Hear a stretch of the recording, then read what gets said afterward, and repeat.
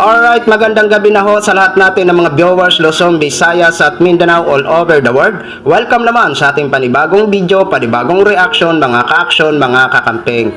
Eto, may gusto lang ho ako na i-share ho sa inyo. Kasi alam naman po natin, kagagaling lang ni Mr. President Bongbong Marcos doon sa UAE, na kung saan ay talagang grabe po ang pag-welcome ng ating mga kababayan na mga OFW kay Mr. President Bongbong Marcos at kay First Lady Aranita.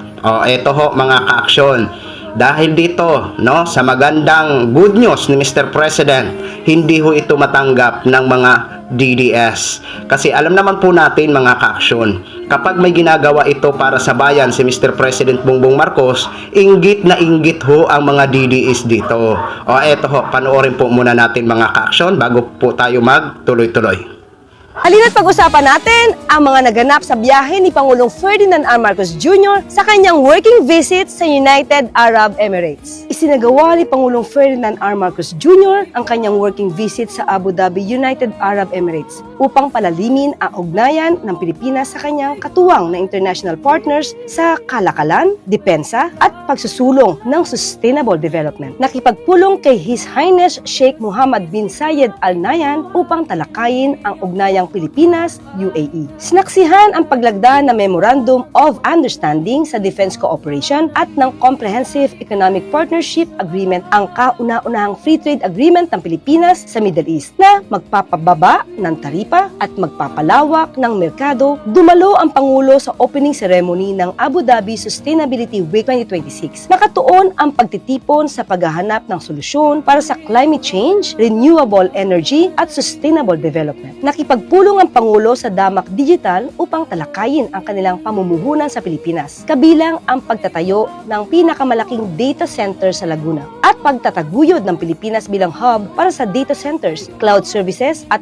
AI-driven technologies. Hindi niya pinalampas ang pagkakataon na kumustahin ang Filipino community sa UAE at tiniyak ang patuloy na suporta ng pamahalaan sa kapakanan, kaunlaran at pagkakaisa ng mga Pilipino sa ibang bansa. Naging produktibo, makabuluhan at nagbunga na magagandang kasunduan sa pagitan ng Pilipinas at ng United Arab Emirates.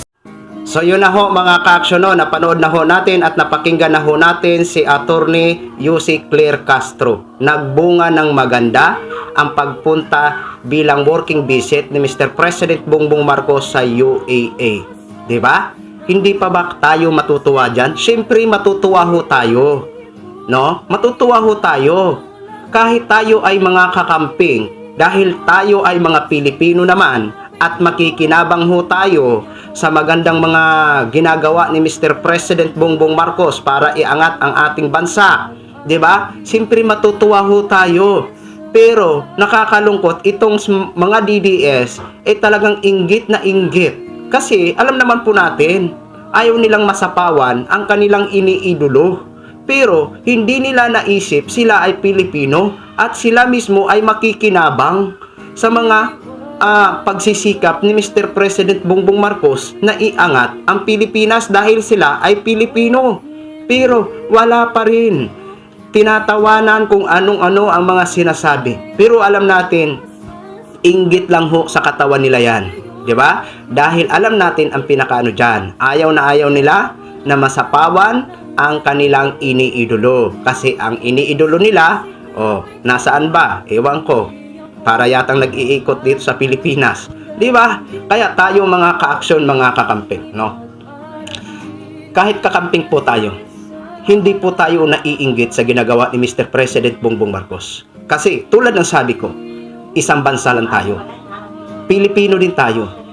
At ang makikinabang dyan sa ginagawa o pagsisikap ni Mr. President para iangat ang bansa natin, tayo pa rin na mga Pilipino. Bakit tayo maiinggit? 'Di ba? Sila ang inggit na inggit sa atin na mga kakamping. Kasi alam nila na suportado ng mga kakamping itong mga magagandang ginagawa o pagsisikap ni Mr. President na iangat ang bansa natin. Suportado ng mga kakamping. Kasi nga hindi naman tayo panatiko. 'Di ba? Bayan ang pinaglalaban natin, hindi ang iisang tao. Although nakakamping po tayo, pero hindi nga ho tayo panatiko. Kaya nakikita ho natin ang ginagawa ni Mr. President Bongbong Marcos na pagsisikap para mapaganda ang bansa natin. dahil tayo naman ang makikinabang nito. So yun lang ho mga ka-aksyonog, share ko lang ho sa inyo yan. Maraming salamat po sa lahat natin ng mga viewers Luzon, Visayas at Mindanao all over the world. Ako po ang inyong lingkod, si The Action Man. Good evening, everyone!